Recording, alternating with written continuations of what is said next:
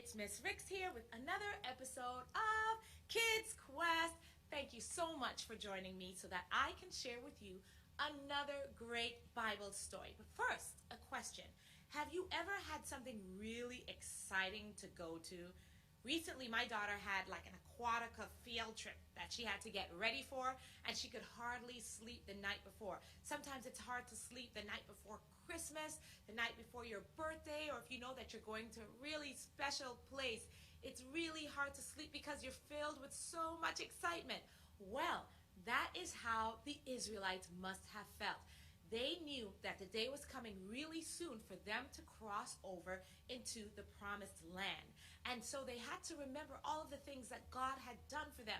Remember, God had taken them out from Egypt. He had given them food every single day without fail. He gave them manna.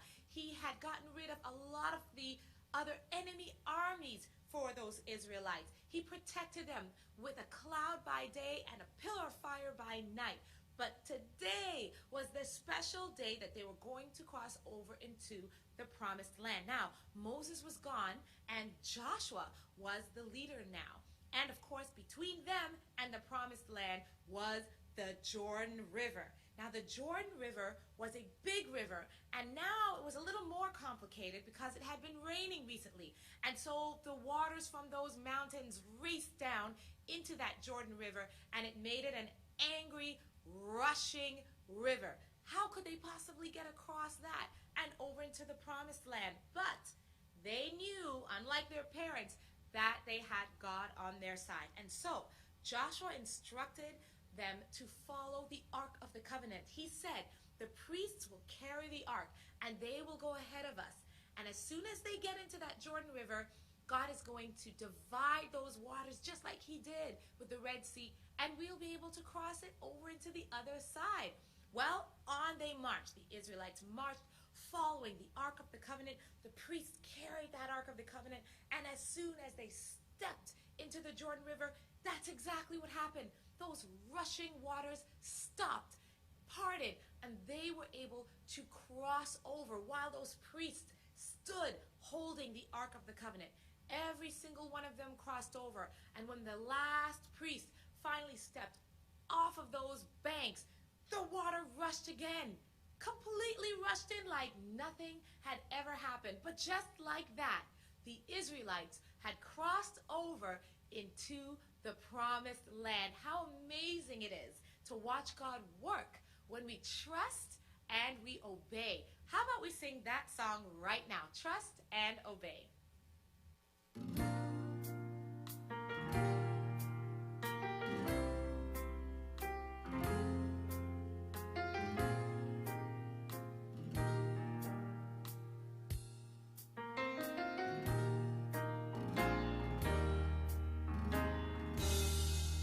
When we walk with the Lord in the light of His word, what a glory He sheds on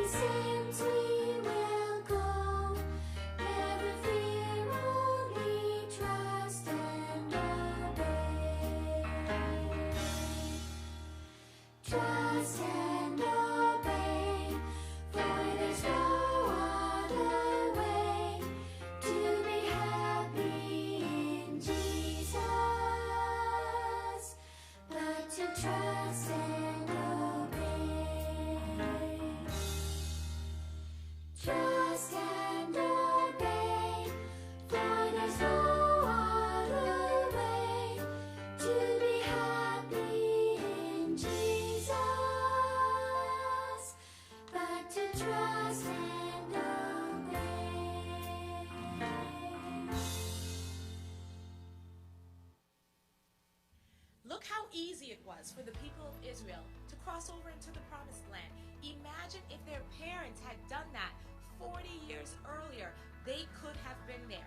But when we trust God and obey God, God works miracles, and he works them so quickly and so easily that things that we can't see happening happens right before our eyes. God can work wonderful things in us, through us, and around us if we simply trust and obey. Thank you so much for joining me this week. Can't wait to see you next week. Let's see what happens to the Israelites next week on Kids Quest. Bye-bye.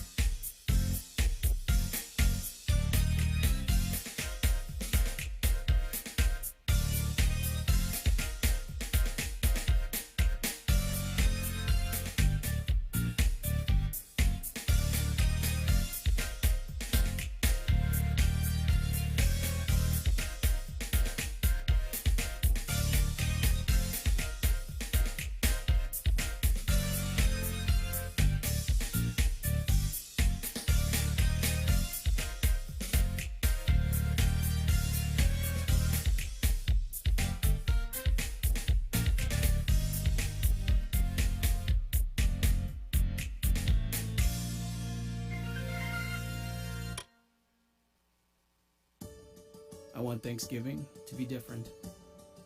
I don't want the holiday that takes heaps of planning and multiple trips to the grocery store only for it to just come and go.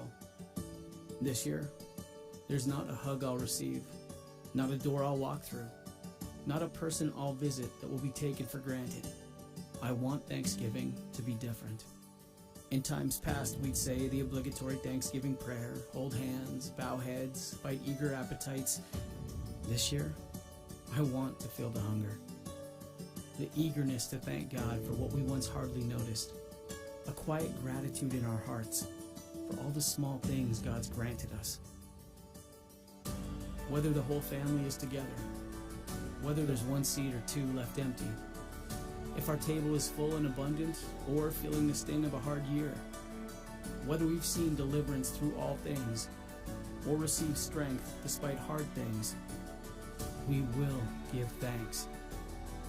When all is well or nothing looks right, if we've gathered with many or sit in quiet solitude, by the grace of God, we will raise our hands to the one who gives and takes away.